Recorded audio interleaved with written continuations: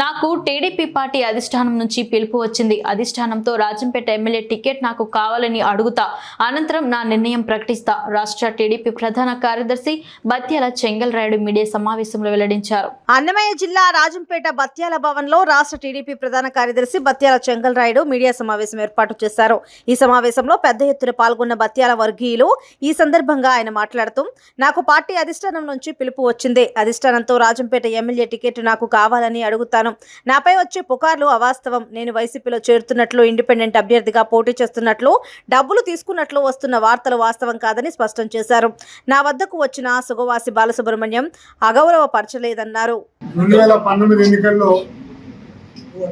నేను పోటీ చేసి ఓడిపోయిన రోజు నుంచి రాజంపేటని నమ్ముకొని కార్యకర్తలను కాపాడుకుంటూ తెలుగుదేశం జెండా పట్టుకోలేనటువంటి పరిస్థితుల్లో మళ్ళీ పట్టించి తిప్పించి పార్టీ బలోపేతానికి ఎంత కృషి చేశానో మా కార్యకర్తల కన్నా కూడా మీకే బాగా తెలుసు.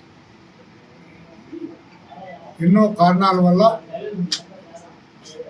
నాకు రావాల్సినటువంటి సీటును రాయచోటి వాళ్ళకి ఇచ్చినటువంటి విషయం మీకు తెలుసు. నన్ను కుప్పంలో బస్సులోకి పిలిచి నువ్వే అభ్యర్థివి, 24 మార్చి రోజు పోయి నువ్వు పని చేసుకో, గెలుచుకోనరా అని చంద్రబాబు నాయుడు గారు చెప్పినటువంటి విషయం నాకు చెప్తాను. మళ్ళీ మరుసటి రోజు వెళ్ళాను. ఏంటో ఒక చిన్న కారణం ఉంది. 30 బేనిషా పనులు చూపించి మనోళ్ళకు అని చెప్పాడు.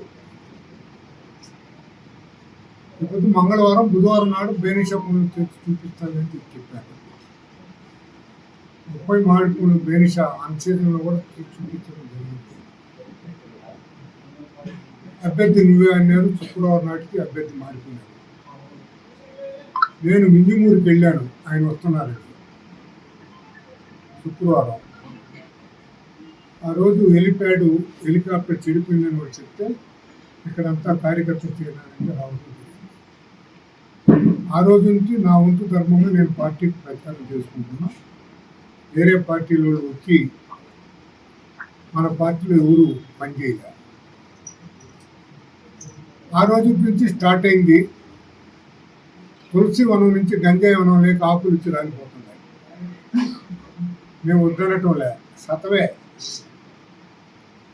వచ్చి మన ఆకులు ఏమన్నా తినేస్తాయనే చిన్న అనుమానం ఉంటున్నారు. ఈ రాజకీయాలు కాబట్టి ఈ సహజమని మీరు కూడా అనుకుంటారు. నేను ఆ వాతావరణంలో రాజకీయాల్లోకి రాలా.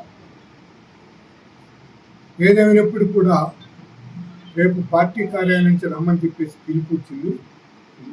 నేను అన్ని మనసుకి మాట్లాడాలని మిమ్మల్ని అందరినీ పిలవటం జరిగింది. నాకు జరిగినటువంటి అన్యాయం గ్రామ స్థాయి, మండల స్థాయి, నియోజకవర్గ స్థాయి కార్యకర్తలు జరగకూడదని చెప్పేసి చంద్రబాబు నాయుడు గారికి గట్టిగా చెప్తున్నామని చెప్పేసి ఇప్పటికైనా సరే మనసు మార్చుకొని నా సీటు నాకు ఇచ్చి నన్ను ఆదరించని నేను చెప్పి అడిగేదానికే నేను రేపు వారికి కలుస్తున్నాను. కొందరు అన్నట్టు ఆయన వైసీపీ లేకపోతాడు, ఇండిపెండెంట్గా పోటీ చేస్తాడు, కాంగ్రెస్ పార్టీకి పోతాడు అనేసి ప్రచారాలు మటు బాగా జరిగినాయి. డబ్బులు సంచులు చేరిపోయినాయి, ఇంకొంచెం కొరవండాలి అని కొందరు ప్రచారం చేశారు. ఏదో నేను ఒక ఆయన వచ్చి అగౌరవంగా మాట్లాడినని కూడా కొందరు మాట్లాడినారు. ఆ వీడియో కూడా ఉన్నది. అవసరం వచ్చి నేను చూపిస్తా. ఎవరిని అగౌరవంగా మాట్లాడాల్సిన అవసరం లేదు. నేను రాజకీయాలు ఉన్నంత వరకు నీతిమంతంగా ఉంటా.